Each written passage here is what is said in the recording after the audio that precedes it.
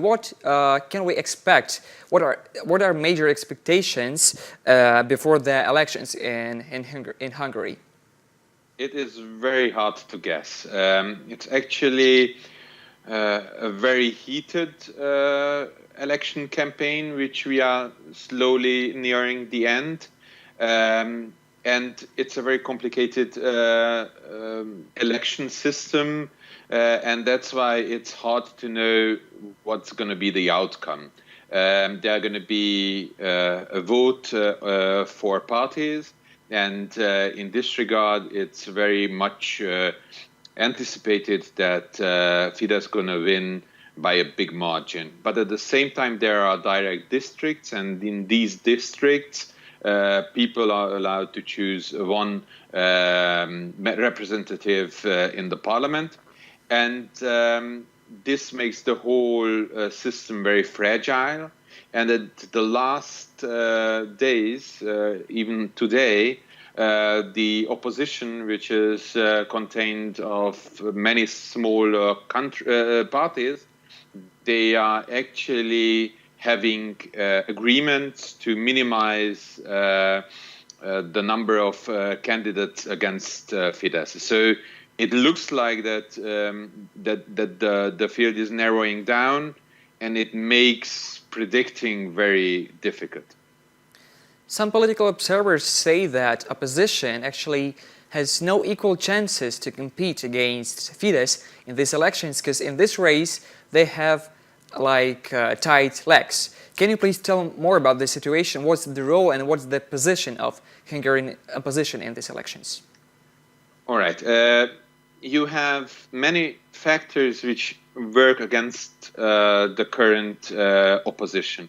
The governing party Fidesz won twice with a two-thirds majority, and this party used its a chance to change the constitution in favor of changing the election law without any debate or without any consent by opposition parties. That means that one single party has written the law under which we are electing a new parliament. They have done gerrymandering. This means that they've redrawn the districts in their favor. They've rewrote the election law, and they tried to figure out a way how the biggest minority, which is Fidesz, can rule a country against the will of a majority. This is what happened in 2014. This is what is going to happen now in 2018 if there's no miracle in stopping them. So there's the system, there's gerrymandering, but at the same time there has been a lot of changes to the Hungarian media landscape, for example, or the current government is having advertisement in favor of the biggest party. So it means that financial fair play is not more granted. There are strange rules regarding the votes from outside Hungary. That means that a lot of Ukrainian Hungarian citizens who live actually in Ukraine and never lived in Hungary going to be able to vote in our elections. They are allowed to vote by letter. At the same time, Hungarians living in London and working in London, they are not allowed to use voting by letter. They have to go to the embassy. That means that it's actually easier for someone in the Ukraine who never lived in Hungary to vote and participate in the Hungarian elections, as for someone who is visiting friends and is right now in London for a couple of months. So this is making it less possible. So these are all elements which help Fidesz contain its grip on power. These rules about voting outside of the Hungary, which you mentioned, they regard Transcarpathian region. I mean, you mean these people who live in Uzhgorod and in this region, yes, or other Yes. citizens as well? Can you please explain more about this phenomenon? All right. Let's say? So the current Hungarian government has granted 1 million new citizens a passport. They have created the dual citizenship after they gained power 2010, and have given out Hungarian passports to the Hungarian minorities in the Slovak Republic, in Romania, in Serbia, and in Ukraine mainly, but in other countries as well. At the same time, they changed the election laws, and they have came up with an idea of having the votes of Hungarians living outside Hungary and not having a permanent address in Hungary. There's a difference between those who are living abroad and having at the same time a permanent address within Hungary, and those who actually live outside Hungary and don't have a permanent address. Those are, let's say, the Hungarian minorities in our neighboring countries, for example, Ukraine. If you are living in Ukraine or Serbia, you have the chance to register to vote. There are about 380,000 people registered to vote this time. Last time it was more than 100,000, and 95% of this vote favored Fidesz. So 95% were voting in favor of Mr. Orban. So right now it's 380,000 votes, which are considered to be mainly votes for the current government. And the problem is that you can register to vote for 10 years. It means that the Hungarian authorities don't have the chance to actually guarantee that those who registered once are still alive.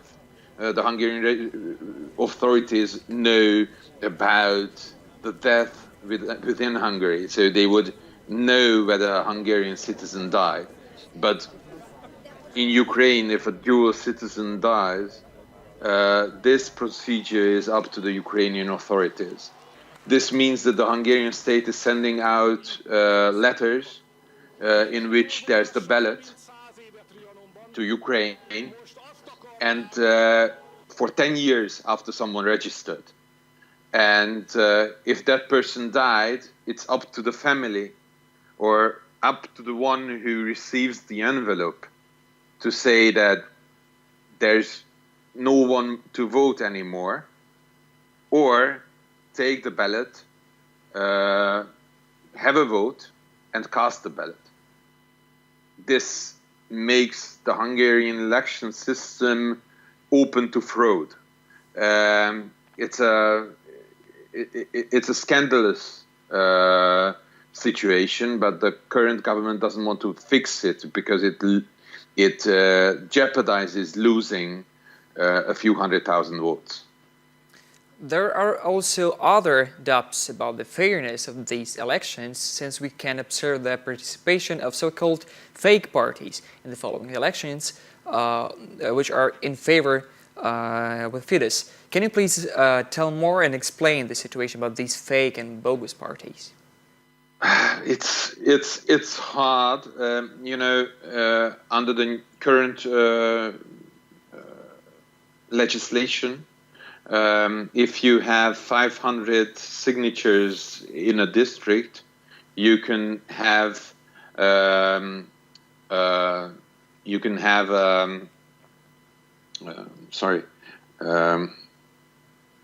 have your candidate. So it's actually easy, and citizens are allowed to sign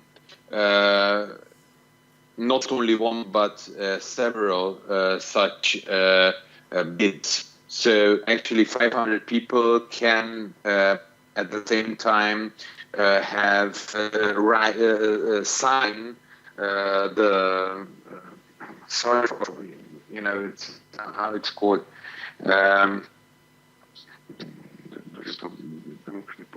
A permit Yeah, right. to participate. All right. Let's start the answer again. All right.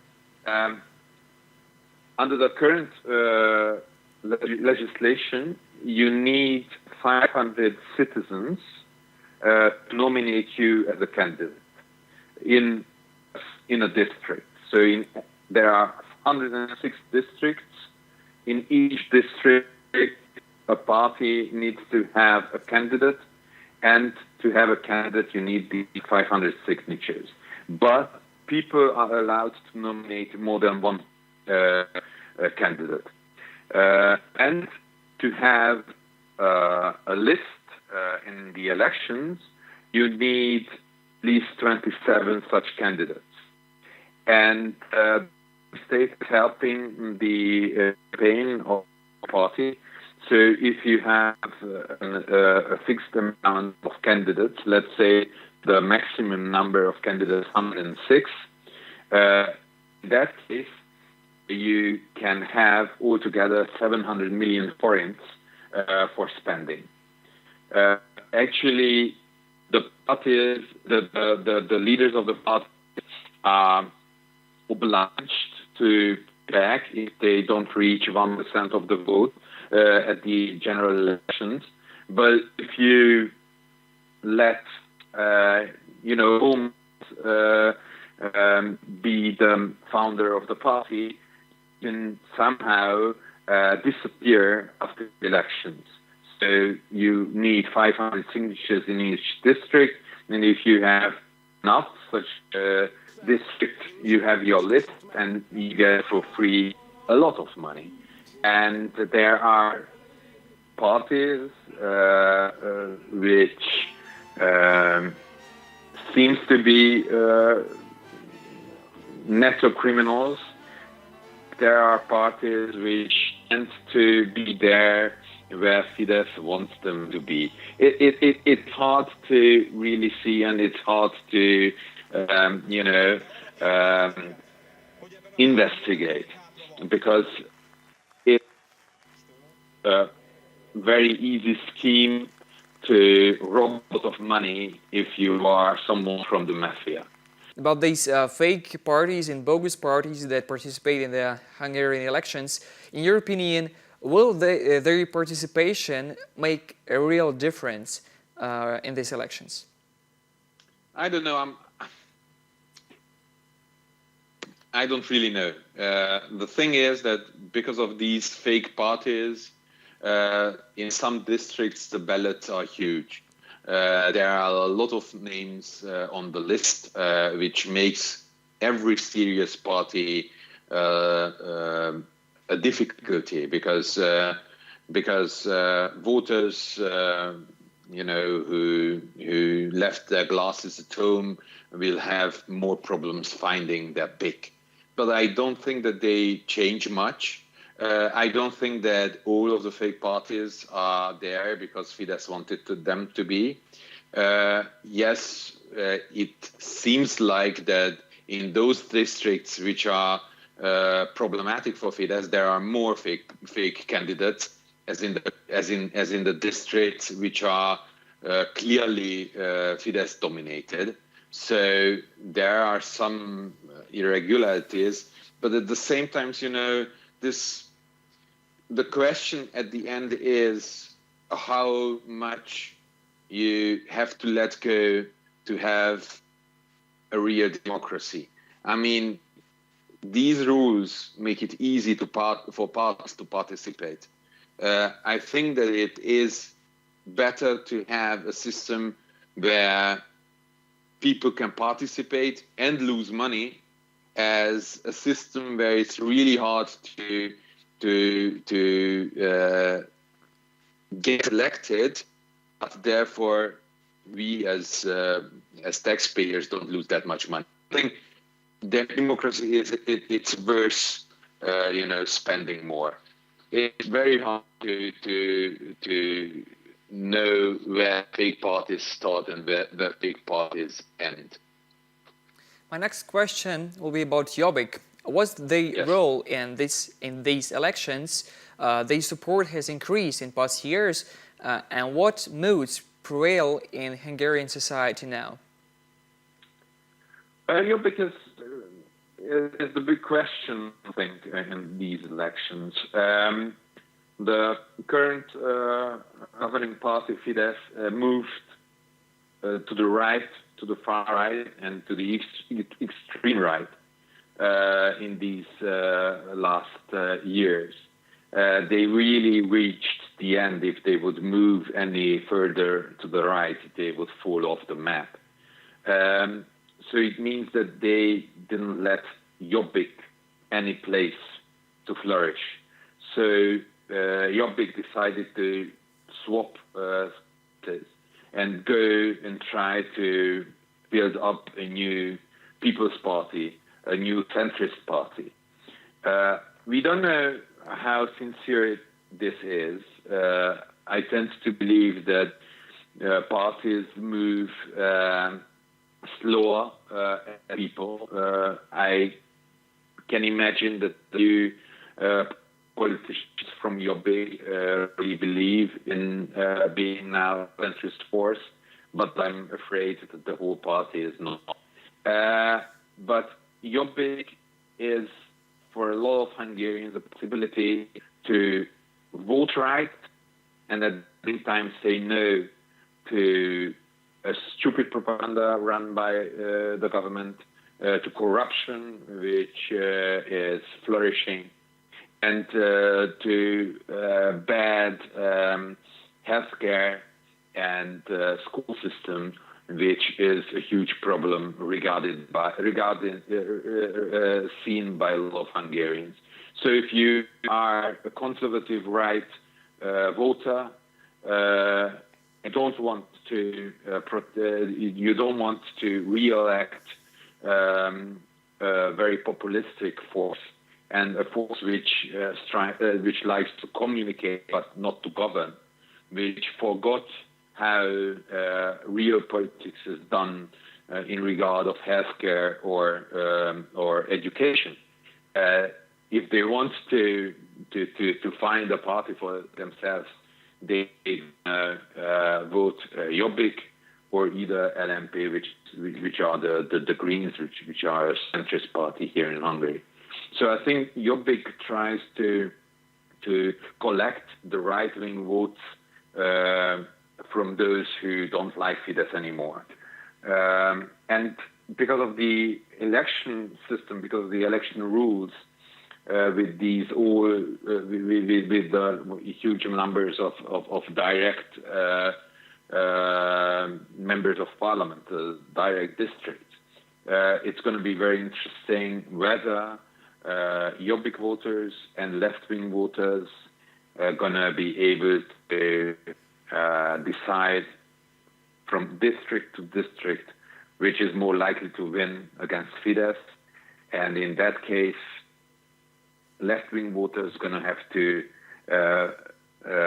vote for the Jobbik candidate, and at the same time voting for the list of the left-wing party. And in other districts, Jobbik voters are going to have to vote for the candidate of the left, and at the same time for the Jobbik party list. It's very difficult. It needs a tactical vote. I don't know.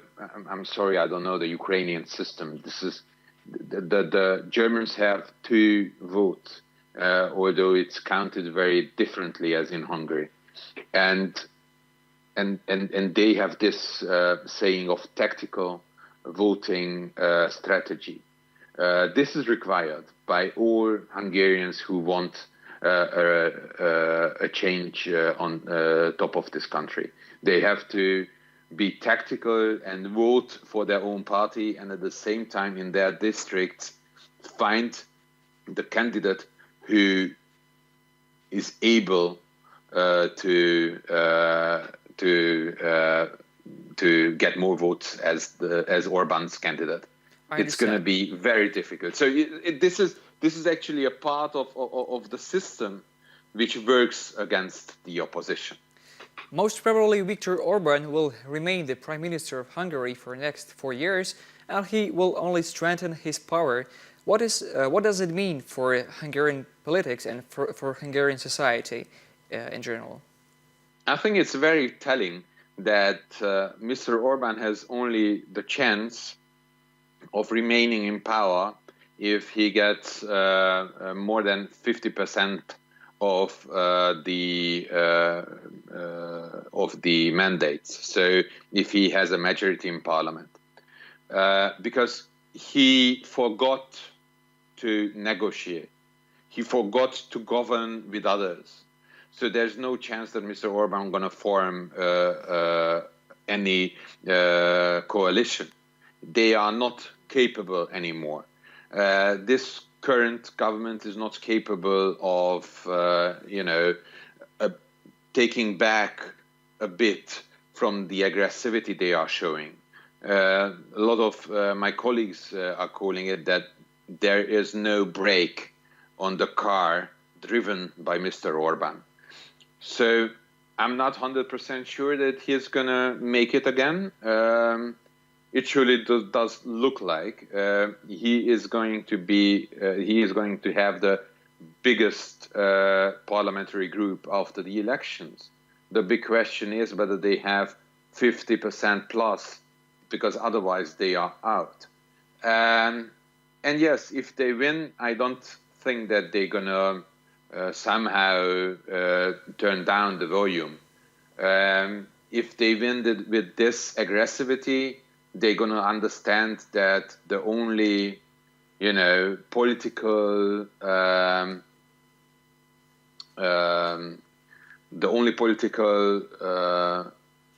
way, or the only possible, how shall I say? Sorry. So I think that if they win with this aggressive tactics, they're gonna think that this is the only tactics which can work for them. So we would be on a highway to hell.